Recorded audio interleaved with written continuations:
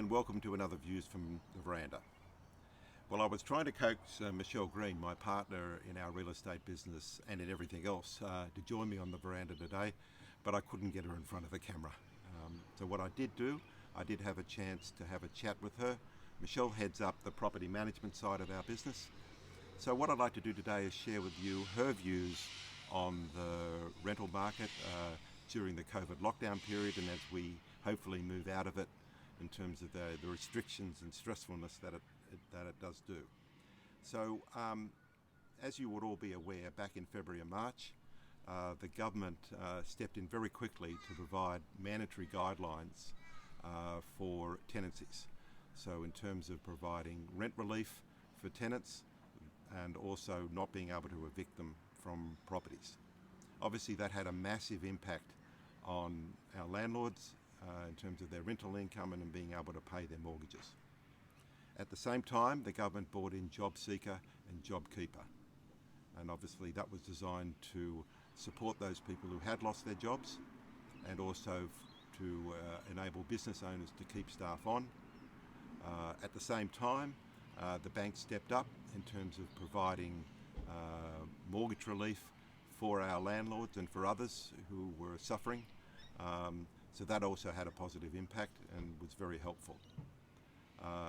So as long as everyone acted in good faith during this situation, in terms of being able to provide evidence of the reduction in their income or loss of job, then everyone was able to move forward with the best possible outcome.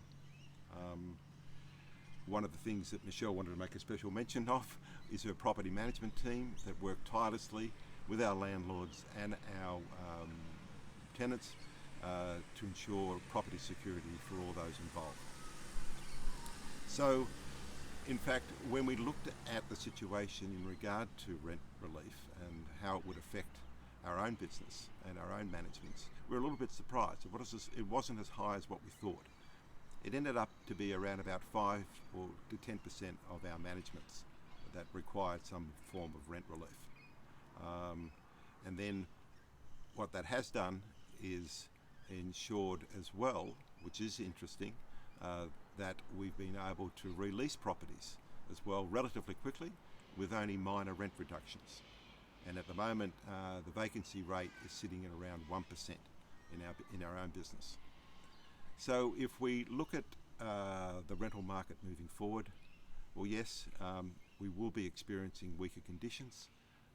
There's less immigration happening, that's virtually ground to a halt, and most times a lot of migrants do actually initially rent properties. We've got overseas student demand much lower. Even our local students, a lot of them are moving back home because they've lost their part-time jobs. In addition to that, we've got situations where short-term rentals, which may have normally gone through Airbnb, are transitioning into permanent rentals as less tourists come into the country. If we pair that with the fact that there has been quite a lot of unit development across Sydney and even in the Shire, a lot of those units have been sold as investment properties and therefore they will be entering the rental market.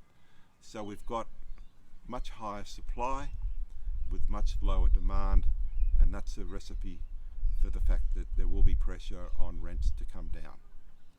Well, that's Michelle's view, even though she's not here to share it with you today. Obviously, if you've got any questions regarding your own investment or rental situation, please contact her or us. We're always here to help.